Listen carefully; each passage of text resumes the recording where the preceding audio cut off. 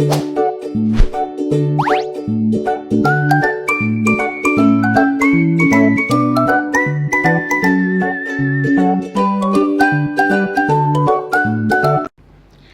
semuanya, perkenalkan nama saya Cynthia Ramahudaya dengan NIM 231061170 dari Universitas Pembangunan Nasional Veteran Jakarta Fakultas Hukum Angkatan 23.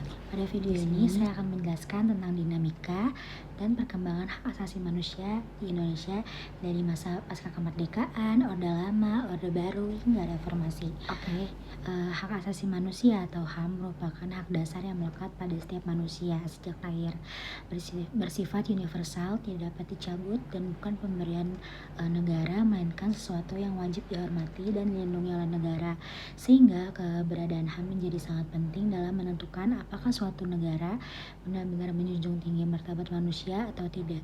Kemudian jika kita melihat pada masa kemerdekaan tahun 1945, sebenarnya Indonesia sudah mengakui HAM dalam Undang-Undang Dasar 1945, terutama pada pembukaan dan beberapa pasal yang menjamin hak warga negara. Namun dalam praktiknya HAM belum berjalan secara maksimal karena kondisi negara saat itu masih belum stabil, masih menghadapi ancaman dari luar dan dalam negeri, serta fokus untuk pemerintah mempertahankan kemerdekaan, sehingga pelindungan HAM belum menjadi prioritas utama. Kemudian masuk ke masa Orde Lama di bawah kepemimpinan Soekarno. Indonesia menerapkan sistem demokrasi terpimpin yang menyebabkan kekuasaan lebih terpusat pada presiden. Dalam kondisi ini, kebebasan berpendapat mulai dibatasi, peran partai politik dikendalikan, serta pers tidak sepenuhnya bebas, sehingga masyarakat tidak memiliki ruang yang luas untuk menyampaikan kritik terhadap pemerintah. Hal ini menunjukkan bahwa pada masa tersebut HAM belum dijalankan secara optimal karena kepentingan stabilitas politik lebih diutamakan dibandingkan kebebasan di individu. Selanjutnya, pada masa Orde Baru di bawah pimpinan Soeharto, pemerintah berhasil menciptakan stabilitas dan pembangunan ekonomi yang cukup pesat. Namun di sisi lain banyak terjadi pelanggaran HAM seperti pembatasan kebebasan pers, larangan kritik terhadap pemerintah, serta tindakan represif terhadap masyarakat yang dianggap mengganggu stabilitas. Bahkan terdapat berbagai kasus pelanggaran HAM berat seperti penculikan aktivis, penembakan misterius, dan berbagai tindakan kekerasan lainnya yang menunjukkan bahwa HAM pada masa itu sangat dibatasi demi menjaga kekuasaan dan stabilitas negara.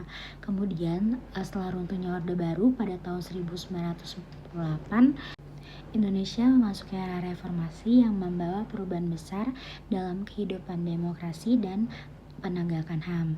Pada masa ini, masyarakat mulai mendapat kebebasan berpendapat, pers menjadi lebih terbuka, serta dibentuk berbagai lembaga bertujuan untuk melindungi HAM seperti Komnas HAM.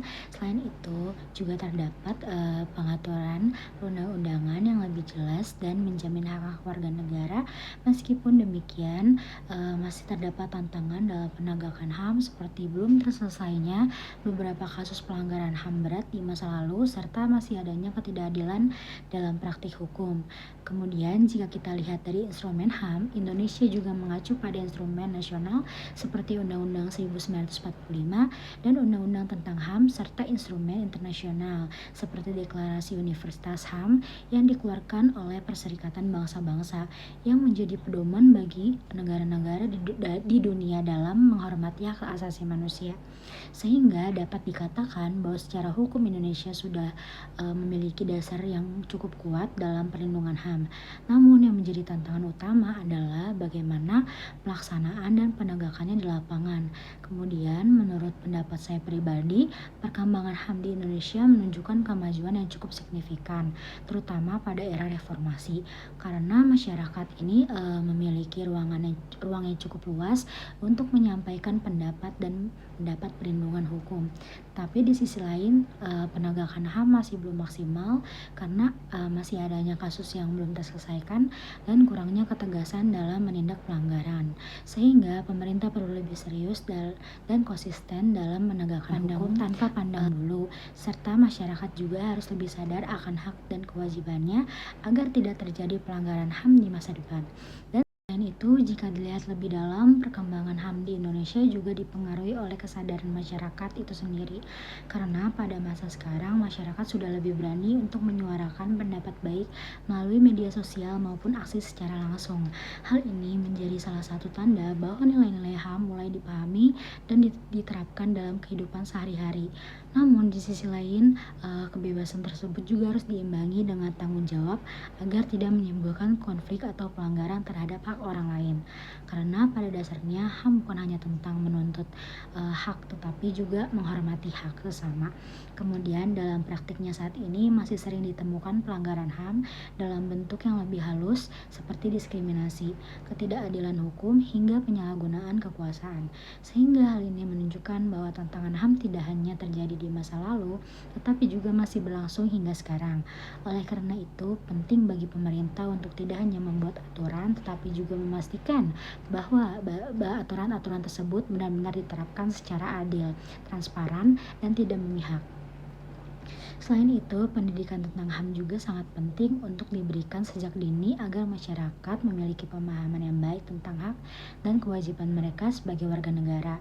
Sehingga dengan adanya kesadaran dari semua pihak baik pemerintah maupun masyarakat, diharapkan ke depan penegakan HAM di Indonesia bisa menjadi lebih baik lagi.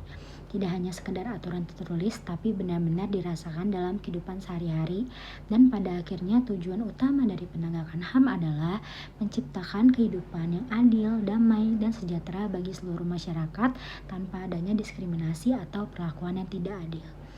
Oke, baik. Berdasarkan pembahasan yang telah disampaikan, dapat disimpulkan bahwa perkembangan hak asasi manusia di Indonesia mengalami dinamika yang berbeda-beda setiap era.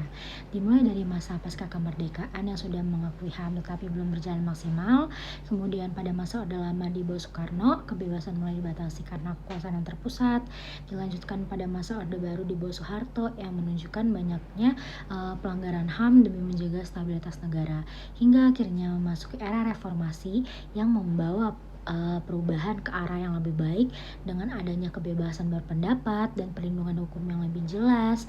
Namun, meskipun telah mengalami kemajuan, penegakan HAM di Indonesia masih menghadapi berbagai tantangan, sehingga perlu adanya upaya yang lebih serius dari pemerintah dan kesadaran dari masyarakat. Oleh karena itu, penting bagi kita semua pihak untuk bersama-sama menjaga dan menghormati HAM agar tercipta kehidupan yang adil dan demokratis.